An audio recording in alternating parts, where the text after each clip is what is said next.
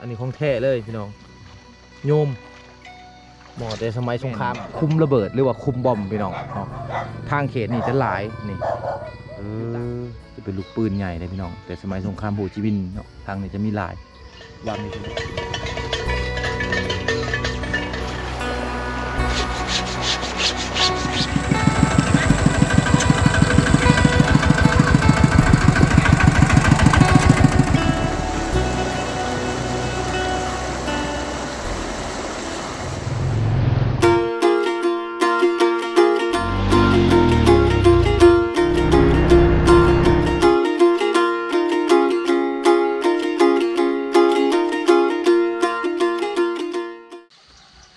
ตักทายสบายดีสวัสดีพ่อแม่พี่น้องเมื่อสุขุสุคนคือเก่ายินดีต้อนรับทุกคนเข้าสู่ช่องบ่าวโหนดพาเลาะพี่น้องEPนี้บ่าวโหนดก็ยังอยู่ที่บ้านละนายพี่น้องเนาะเป็นหมู่บ้านอยู่ในจุดซุ่มละโกพี่น้องเนาะจากน้อยบ่าวโหนดกับทีมงานจะพาพ่อแม่พี่น้องย่างเลาะหมู่บ้านเพิ่นเศร้าแล้วนะแม่เนาะ เป็นเชียร์หญ้าพี่น้องแป้นอะไรแต่เนาะเดินบ้านเพิ่นทางคือกับทางเขตบ้านอื่นในพี่น้องเพิ่นเดินบ้านเพิ่นพบมาแปลน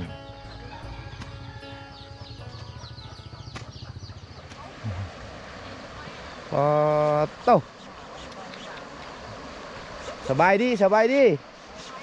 มันชวนสักเครื่องตัวพี่น้องเบิ้งวางสักเครื่องวางใส่น้ำมันนอจะเป็นแหล่งน้ำธรรมชาติได้ที่ไล่มาแต่เวียดนามบางนี่นะ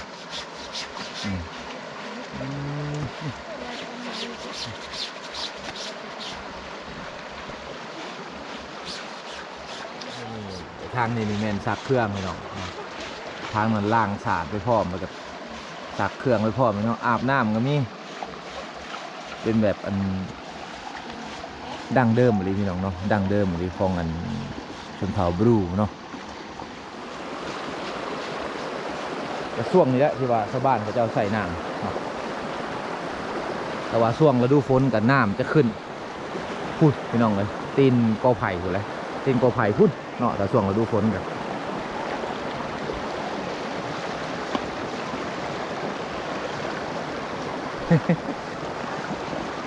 ตื่นมาตอนเช้านี่เห็นใส่น้ำเรียนสับล่าเยอะเนาะฟังบรรยากาศแบบนี้นี่หาเบิ่งได้ยากเลยเนาะอีก10 ปีหรือ20 ปีข้างหน้าไปอาจจะบ่มีแล้วแหละพี่น้อง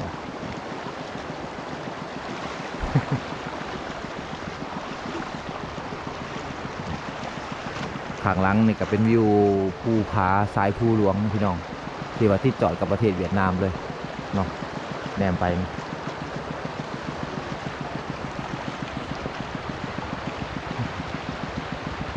สบายดี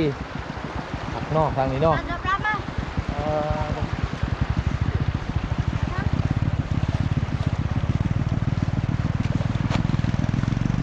ยามเช้าๆนี่เขาจะเห็นนะชาวบ้านเขาเจ้ามาสักเครื่องมาอาบน้ำก็อยู่วังนี่พี่น้อง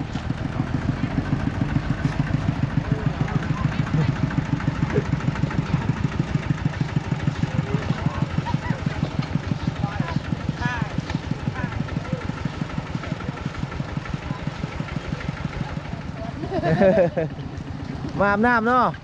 อาบน้ำสักเครื่องพ่อโอ้มื้อนี้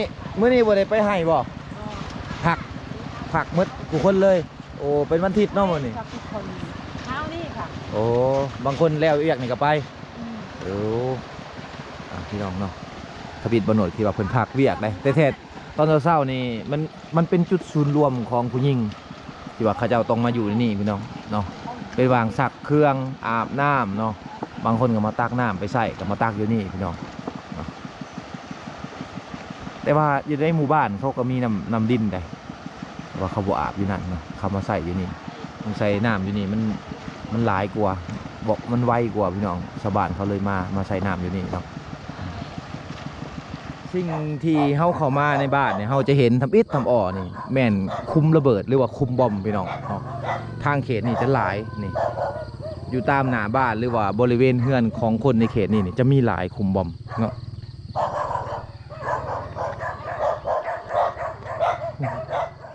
เป็นน้ำลิ้นได้พี่น้องเดี๋ยวนี้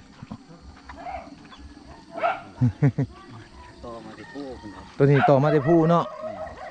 ตัวนี้จะเป็นน้ำลิ้นได้พี่น้องเลยแต่ว่าชาวบ้านก็จะเอาไปใส่อยู่ผู้ร้ายลีไปใส่น้ำห่วยหาลายกว่าน้ำลิ้นเนาะตัวนี้เขาจะต่อมาแต่ผู้ มันมีแต่เอาไว้กิน เลี้ยงไว้กินเนาะ นั่นสิ น้ำเซเราไปอาบตัวนี้ไล่ตลอดปีเลยบอก บางทีจะมันแห้ง โอ้บางทีก็แห้งคือกันเงียบเนาะเดี๋ยวช่วงนี้ไผกับเกียมโตได้เนาะเกียมโตที่ว่าจะไปให้ไปสวนแล้วจุมพ่อจึงเห็นนั่นชาวบ้านเขาจะเอาลงไปใส่น้ำหัวพุ่นเนาะตอนเช้าเขาไปซักเครื่องอาบน้ำอยู่พุ่นน้ำกินแล้วมาเอาอยู่ที่เด็กบอกเนาะปะไหลแบบสี่เลยปะไหลแบบสี่แหละบริมีแนวอัดไอ้พี่น้องเลยเพราะว่ามันเป็นน้ำธรรมชาติเด้เดี๋ยวยางเลาะหมู่บ้านก่อนพี่น้องเลยมาพากันมาเบิ่งวิถีชีวิตชาวบ้านเพิ่นในเขตนี้ส่วนหลายชาวบ้านเพิ่นก็อยากกายอายกล้องแน่โอ้ตอนนั้นบ่โหนดมานี่เพิ่นตั้มเข่าได้บ้านนี่เพราะว่าไฟฟ้าบ่มาเด้เนาะเพิ่นเลยพากันตั้มเข่าตั้มมาเลยลุกแต่เช้าแต่5-6 โมง5 โมงค่ะ ตั้มเข่าตึบเนาะสบายดีไหมเอ้ย โอ้อายกล่องเลยไปหมดแล้วคน เป็นหมู่บ้านที่เพื่อนเราเป็นอายกล่องเห็ดยังกินต้มมะเขือในเตาไฟเพื่อนก็มีนั่นน้ำเนาะมียาสูบเป็นยาสูบอัดเนาะอัดใส่บอกไม่ไผ่เห็นบอกพี่น้องเนาะวิถีชีวิตยามเช้าเลยสวยเขาพร้อมหนึ่งเขาพร้อมเนาะเป็นวิธีชีวิตแบบดังเดิมบริอันนี้นะจะหาเบิ่งได้ยากเลยในอนาคตอาจจะบ่มีสิสบายดีพอมันชวนโอ้รถนี้ไปแก่แขมเนาะเห็นเพิ่นไปตลอดเลยแก่เครื่องขายเลยไปผู้บอกเพื่อนแถวนี้นี่ไม่นี่เต็มกองตารางเลยเด้ นอกพอใจเนาะเงินซานเขตนี่ไม่เต็มกองตารางเลยพี่น้องเวลาไปสวนเขาก็ยังเอาใหม่มาคือเก่าเนาะ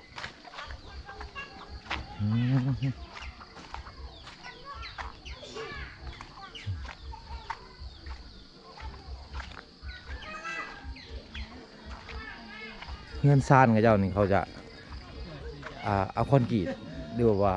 เสาปูนหน่อยๆห้องตีนเสาไว้เนาะเพราะว่าบ่ให้ปวกกินพี่น้องว่าปวกขึ้นเนาะสบายดี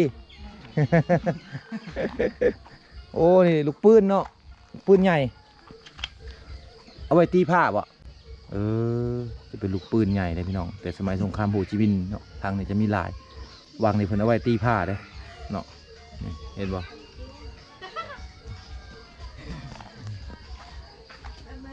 สบายดีไปแล้วไอ้กล้อง ไอ้กล้องเลยเนาะ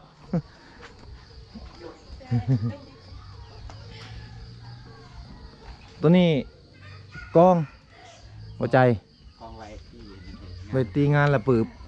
โอ้อยู่ในแต่ละเฮือนนี่ยังมีอยู่เนาะกล้องอันนี้ เป็นกล้องบูฮานเลยเป็นเครื่องดนตรีบูฮานพี่น้องเนาะไม้นี่ประเทศขึ้นมาเองเนาะไม้ตีงานละปืบนี่อยากหายากเลยบ่อยากค่อยมีเลยเดี๋ยวนี้นะ เกี่ยมเอางานเลยนี่ เกี่ยวกับงานบอลนั่นนี่นะ แม่นงานอยู่อันนั้นอยู่บ้านนะ มานาย ก็อยู่บ้านละอาน มาละอัน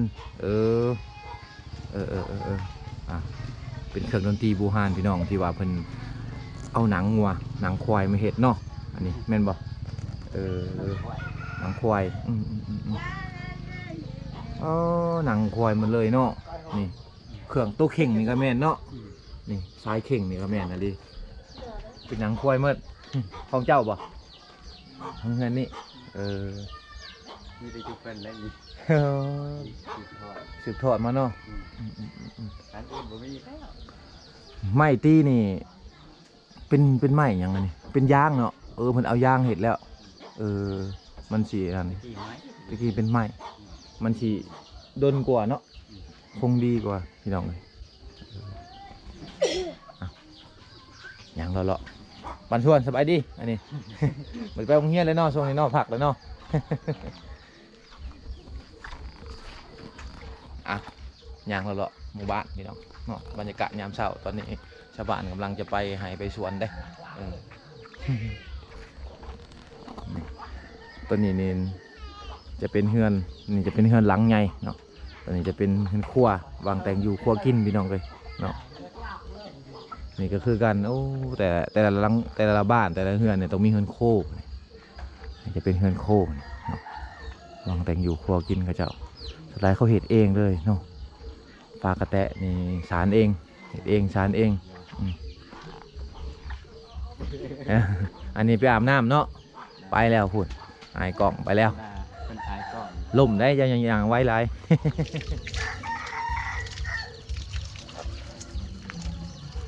บ่ได้ไปอาบน้ำอยู่หลุมเขามาอาบอยู่พี่เนาะ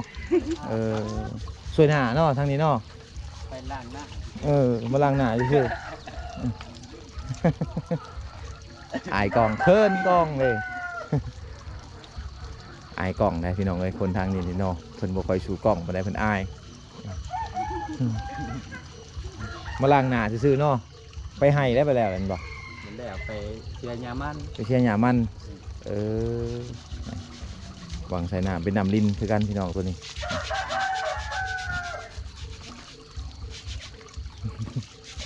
ไหนก็มาทุกแควเนาะ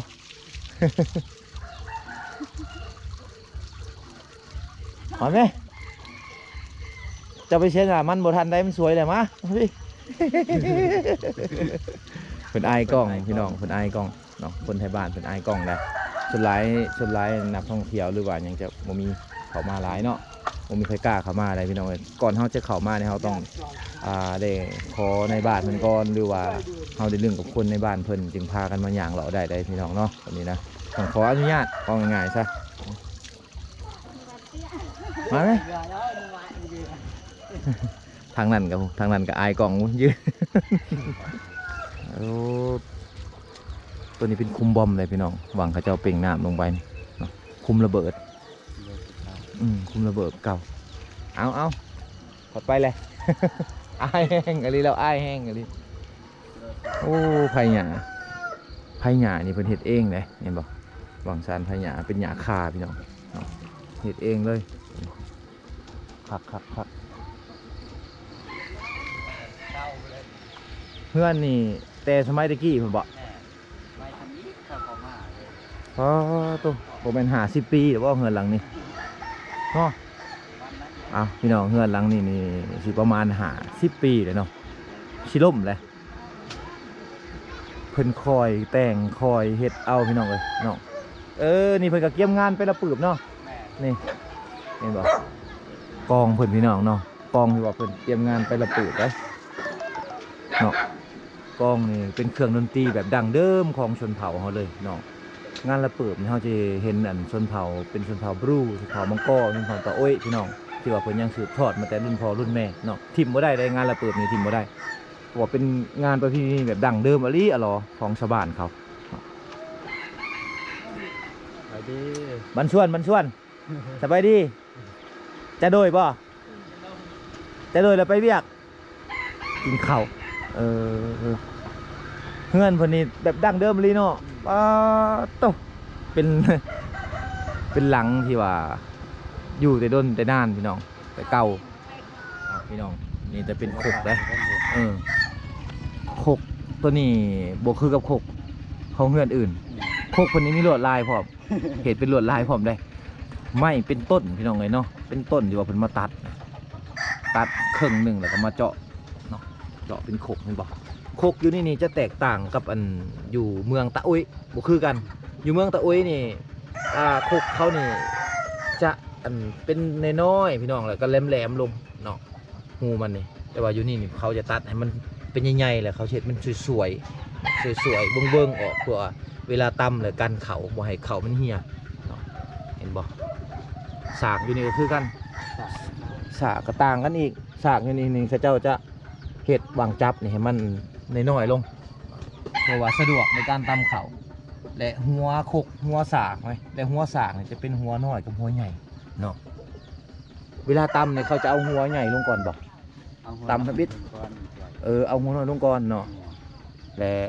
หลังจากตำเรียบร้อยแล้วจึงเอาหัวใหญ่ลงอีกเนาะเวลามันมี2จังหวะได้พี่น้องเลยในการตำเขากันเนาะสบายดีมันชวนไง เตรียมไปให้เลยเนาะเห็นบอกทางนี้จะเป็นรถอันเวียดนามไปทางนี้นะป้ายรถนี่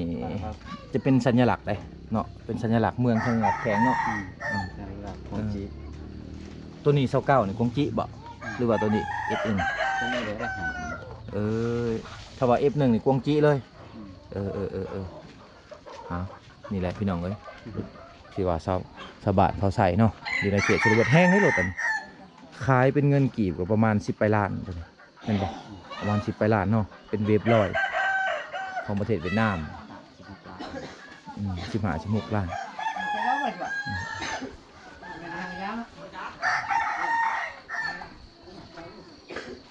ไปแล้วโอ้คนเขาเจ้าไปให้ไปสวนเลยพี่น้องเตรียมโตไปแล้วได้ตอนเช้าๆเนาะส่วนหลายนี่ยามแรงนี่ผู้คนจะมาหลายเนาะยามเช้านี่ก็ไปหลายแต่ว่าตอนบ่ายๆนี่จะบ่มีคนเลยในบ้านเขานี่เนาะจะบ่มีคนแล้วนี่ไงบ่ได้มีกองเดอร์ได้พี่น้องเอ้ยมีตัดโลด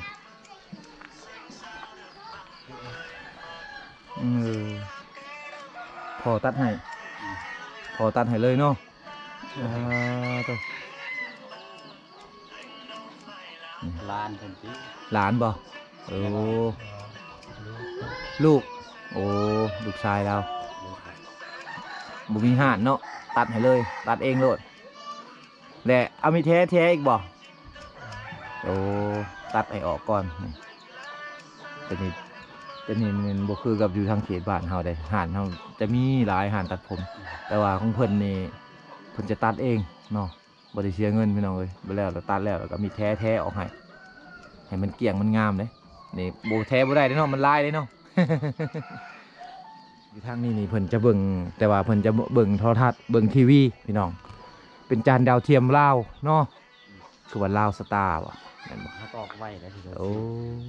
เป็นจานดาวเทียม ตะกี้มีไปจานแล้วเทียนของเวียดแบบ ตะกี้มันบ่ เนี่ย บัดนี้มีของลาวแล้ว มีของลาวอะไรกับเอาของลาว เบิ่งเวียดได้นำเบิ่งลาวได้นำตัวนี้ใส่เบิร์ด ได้หมดตัวนี้จะเป็นสวนยาสูบแหละที่ว่าชาวบ้านเขาจะปลูกเองประมาณเดือนนี่แหละเนาะที่เขาจะเอายาสูบไปอัดกระบังแล้วเขาไปค้างไฟเนาะยาสูบแบบอันนี้ยาสูบแบบพันธุ์แบบดั้งเดิมของชาวบ้านเขาพี่น้องเนาะเอามาจากเวียดนามพันธุ์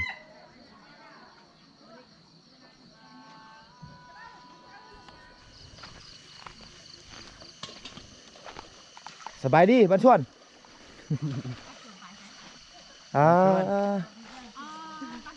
บันชวนสักเครื่องเนาะทางนี้อยู่นี่บ่มีกระมุนเหรอบ่มีเนาะใช้กระมุนบ่นะเอากระมุนไอ้กล้องล่ะ หมดบ้านมีแต่ผู้เดียวนี่แหละ หมดบ้านมีแต่ผู้เดียวนี่เนาะกระมุนเนาะเอาวางนี่ สาวไอ้ก็ วางนี่เป็นวางใช้น้ำเลยอันนี้เขาห้องหวยยัง เอาห้วยเก่า ไล่มาพี่กันได้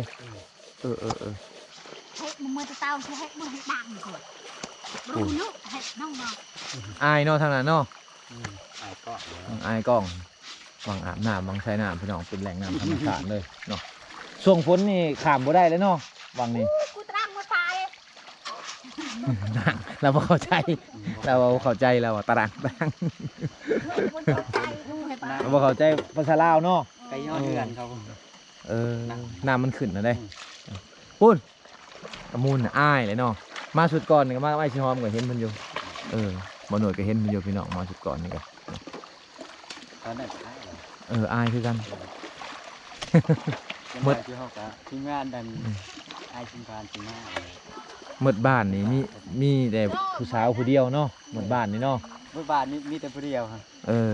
ยังไม่ได้แต่งงานเลยกายนั้นก็สร้างครอบครัวมาแหละเนาะ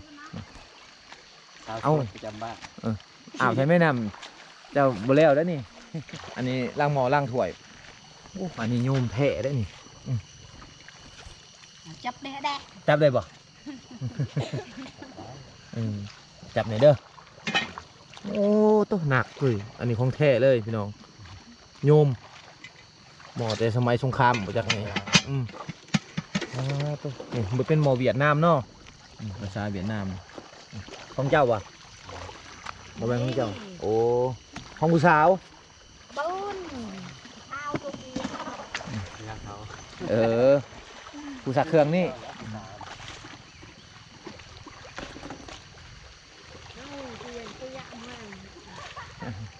เอาไปเสีย สักเครื่องอ้ายไปพร้อมเนาะเออ เอา เอาย่างไปไกลเลยนำเลิกเด้ จะได้ผู้ไฟเอาประท่านไหม สักเครื่องพี่น้องวางสักเครื่องนี่เนาะขักกะลีพี่น้องเลยเนาะเป็นแหล่งน้ำธรรมชาติแต่ที่ดาไหลมาแต่เวียดนามไปเลยเป็นจุดรวมรวมของชาวบ้านเขาตอนเช้าๆเนี่ยเขาจะมาอาบน้ำมาใส่น้ำอยู่นี่เนาะบางบ้านที่เขาบ่มีน้ำลิ้นพี่น้องเนาะเขาก็จะใส่น้ำธรรมชาตินี่แหละเนาะในการหาอยู่หากินในการใช้ชีวิตประจำวันของเขา โอ้คักเนาะทางนี้เนาะ